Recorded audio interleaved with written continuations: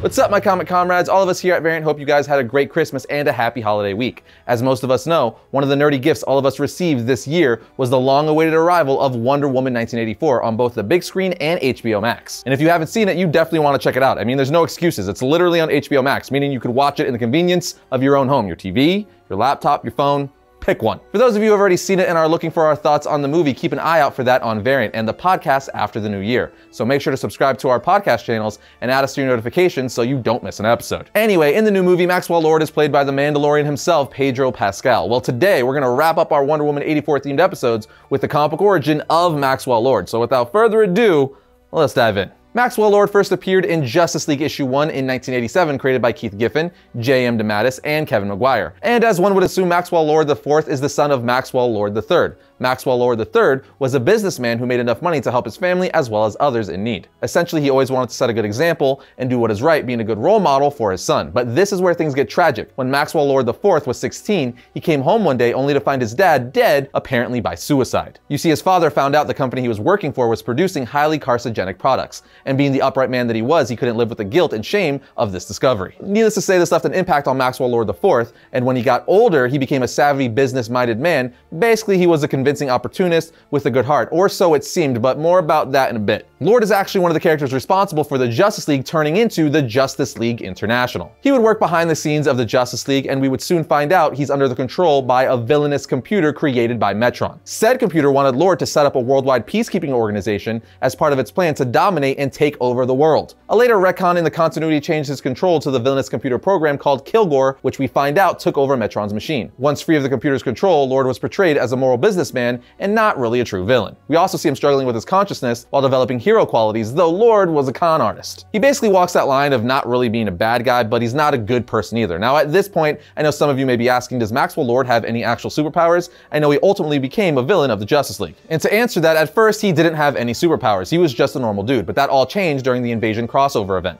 Basically, when a gene bomb exploded via alien invaders, the bomb activated a latent metagene in a very small percentage of humans, Lord being one of those humans, gaining the abilities to control the minds of others. And it's here where Lord would become a full-on villain, because before he was just essentially being mind-controlled and was kind of a sleazy salesman, but not a true villain, like I said earlier. Anyway, even with his newfound powers, Lord never feels like a meta. He feels like a normal human, but his mother would pressure him into act on the behalf of non-powered individuals to help benefit normal humans. Basically, his mother nudged his hatred for normal corrupt authority figures, which caused his father's death, to now hating the meta-human community, particularly superpowered authority figures. Anyway, once Infinite Crisis rolls around is where we really see Lord's dark side. Here in the 80-page one-shot Countdown to Infinite Crisis, we find out that Lord is apparently a criminal mastermind, who spent years running the Justice League International team so he could gather sensitive information about the world's superheroes, as he considered them a huge threat and wanted all the intel on them he could get to bring them down. And then at the end of this one-shot, Lord shoots the second Blue Beetle, Ted Kord, through the head, killing him. He did this because Ted discovered Lord's secret but refused to join him. But things only continue to get worse because Alexander Luthor Jr., who was the godlike son of Lex Luthor from an alternate Earth, gives Lord control over Batman's brother Eye, which is a satellite system Batman created to monitor all superhumans. From here, Lord then uses brother Eye to make an army of Omax, which were basically humans infected with the nanovirus, transforming them into evil cyborgs who would hunt and kill metas. But things keep getting worse because Lord then uses his powers to convince Superman's mind that Brainiac is causing him to brutally beat Batman. Lord is all like, well, now that Batman is out of the way, I'm gonna make Superman think that Wonder Woman is Doomsday and that Doomsday just killed Lois Lane, aka Superman's wife. But Wonder Woman, being one of the few characters in comics to match Superman, starts fighting him for several awesome pages, trying to snap Superman out of it. At which point, the Man of Steel even punches Wonder Woman from the sun back to Earth. Wonder Woman, getting desperate to snap her friend out of this, then throws her tiara at Superman's throat, slitting it, incapacitating him. She then orders a captured Maxwell Lord to let her friend go from the mind control while he's being restrained with a lasso of truth. But he just tells her he's gonna use his powers again to kill more people, and that she can't keep this lasso on him forever. And the next time he's gonna make Superman kill Batman, Lois, or even her. Which is 100 times scarier because he currently has the lasso of truth around him, meaning everything he just told her is the truth. Lord continues to say, I'll never let him go. Wonder Woman then says, you will. Tell me how to free him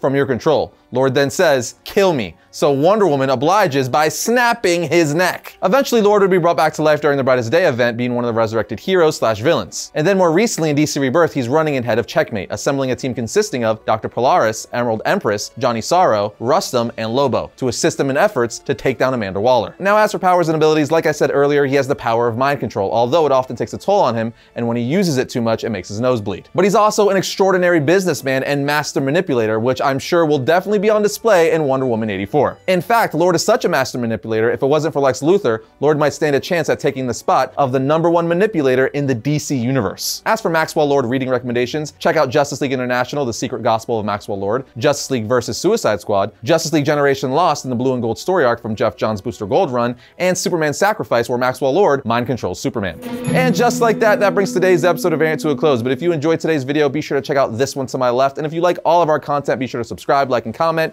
It always helps us out. But I'll see you guys next time when I talk about all things comics.